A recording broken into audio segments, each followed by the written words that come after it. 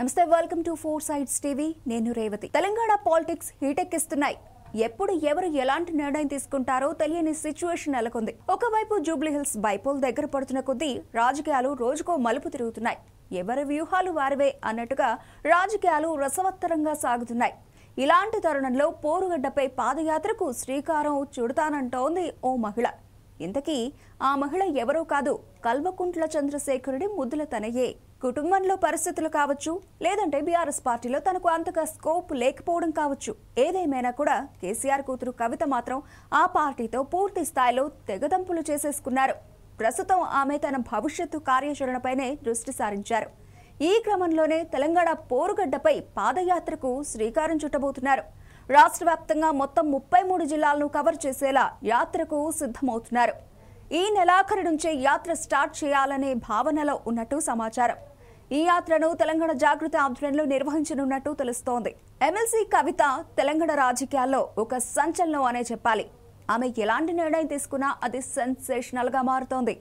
ఈసారి కూడా కేసీఆర్ కు బిగ్ షాక్ ఇచ్చారు కల్వకుంట్ల కవిత. ఆమె రాజకీయ గురువు తండ్రి అయిన కేసీఆర్ ఫోటో లేకుండానే తన పాదయాత్ర సాగనుందని తెలుస్తోంది. ప్రొఫెసర్ జయశంకర్ ఫోటోతో యాత్ర పోస్టర్లకు ప్లాన్ చేసినట్లుగా సమాచారం.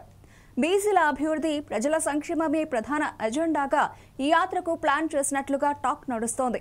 బీఆర్ఎస్ నుంచి బయటకు వచ్చిన కవిత ముందుగా సొంత పార్టీలోని ముఖ్య నేతలపై తీవ్రస్థాయిలో ఆరోపణలు చేశారు. ఆ తర్వాత కాంగ్రెస్ ప్రభుత్వంపై తీవ్ర స్థాయిలో విమర్శలు చేశారు. వీటన్నింటినీ దృష్టిలో పెట్టుకునే తన పాదయాత్రను డిసైడ్ చేసుకున్నట్టుగా తెలుస్తోంది. అందులో భాగంగానే కేసీఆర్ ఫోటో ఉంటే శ్రేణులకు వేరే రాంగ్ ఇండికేషన్స్ వెళ్తాయనే ఉద్దేశంతో కేసీఆర్ పిక్ లేకుండానే యాత్రను నిర్వహించాలని కవిత నిర్ణయించినట్టు తెలుస్తోంది. యాత్రకు సంబంధించిన ప్రణాళికను నేడు జాగృతి ఆఫీసులో రిలీజ్ చేయనున్నారు. ఈ పోస్టర్ డిజైన్ కంప్లీట్ గా తెలంగాణ మట్టి వాసనతో రూపొందించినట్టు చెబుతున్నారు. పోస్టర్ రిలీజ్ తర్వాత యాత్ర షెడ్యూల్, ప్లేస్, రూట్ మ్యాప్ ను తెలియజేయనున్నారు. ఈ యాత్ర ద్వారా పల్లెలు, పట్టణాలు, విద్యాసంస్థలు, సాంస్కృతిక కేంద్రాలను కవిత సందర్శిస్తారు.